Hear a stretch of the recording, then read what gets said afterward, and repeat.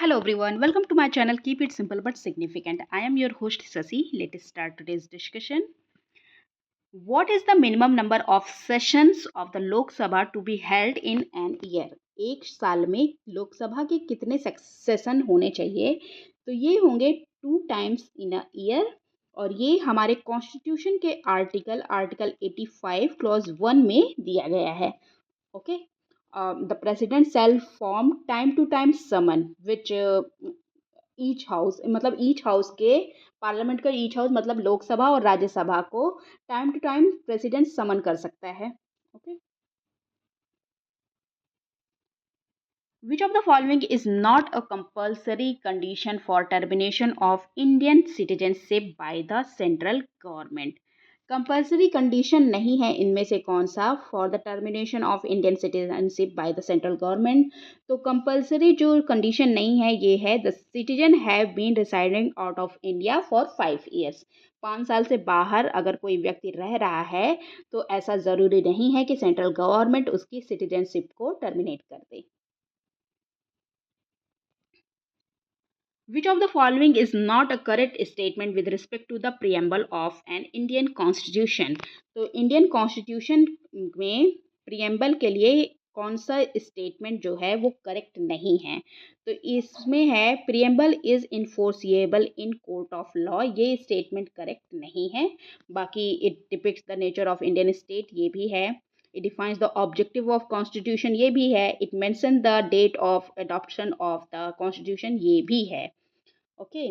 बाकी सिर्फ answer A ही नहीं है. Who among the following created the all India services? All India services को किसने क्रिएट किया है? तो ये है parliament. Answer is D. The parliament can create knew all India services if the Rajya Sabha passes a resolution declaring that it is necessary. Okay.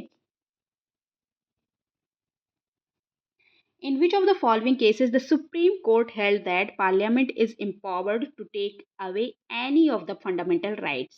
तो supreme court का कौन सा रूल था, कौन सा केस था जिसमें बोला गया था कि parliament is empowered to take away any right, any fundamental right?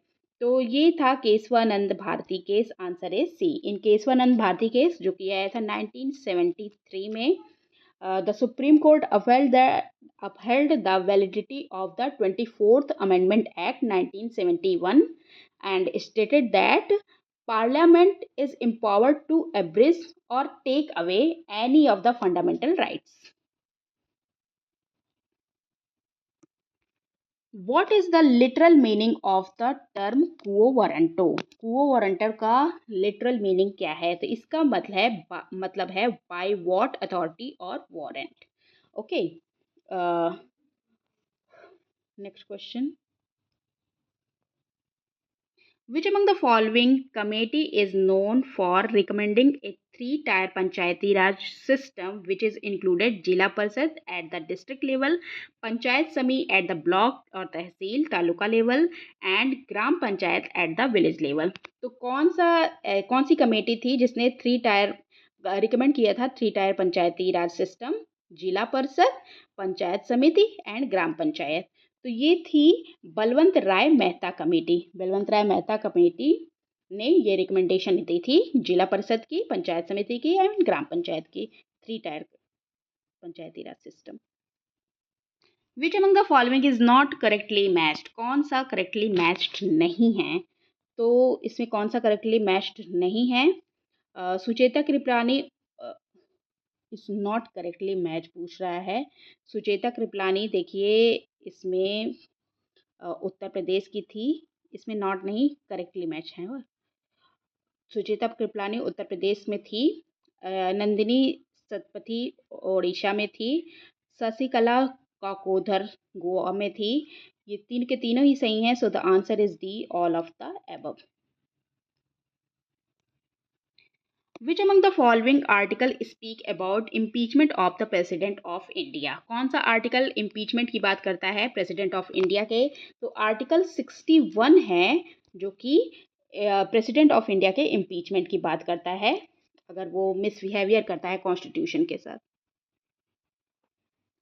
10th schedule of the constitution was added by which amendment of the constitution? तो 10th schedule ऐड किया था कॉन्स्टिट्यूशन में 52nd अमेंडमेंट एक्ट के द्वारा, जो कि आया था 985। इसको एंटी डिफेक्शन लॉ भी कहा जाता है। ओके,